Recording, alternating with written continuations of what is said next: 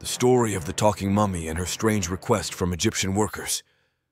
There are many exciting stories transmitted by the general public among residents of Egyptian archaeological sites, which in their details are close to legend. Welcome to our channel. In this video, we will talk about the talking mummy.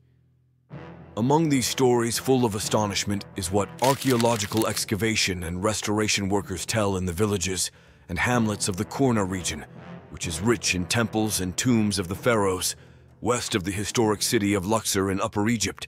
The story of the mummy who spoke to the workers, asking them to cover what was exposed of her body.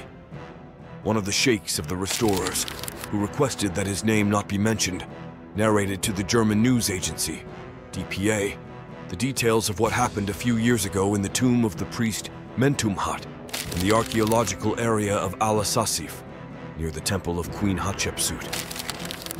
He said that one day, when he went with others to work on a project to restore the tomb of the priest Mentumhat, known as the Prince of Thebes, their attention caught among the groups of mummies that they found in the tomb, the mummy of one of the women of ancient Egypt. So he and his fellow workers and restorers looked at her and found her lips moving and the features of her face changing, as if she wanted to say something, and of course they thought it was just imagination. They left her and went to do the work assigned to them. He added that on the second day, what happened was repeated, and the sexy mummy caught their attention.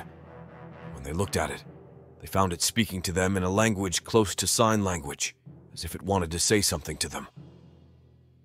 He continued, "This happened on their first day of work.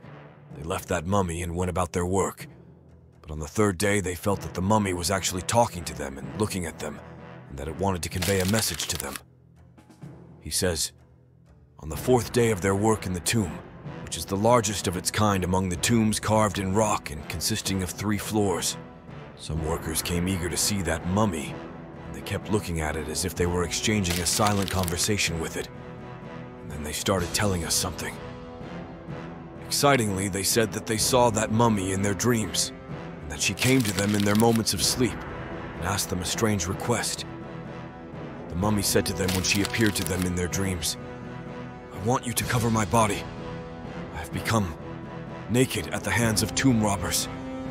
Please put me under the dirt.'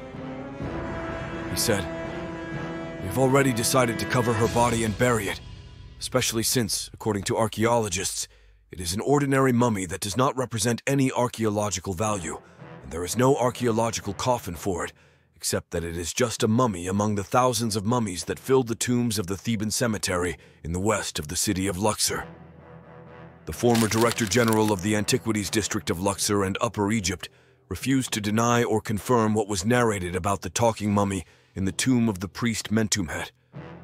He told DPA, "Ancient Egypt knew the legendary tales that Egyptians passed down to this day.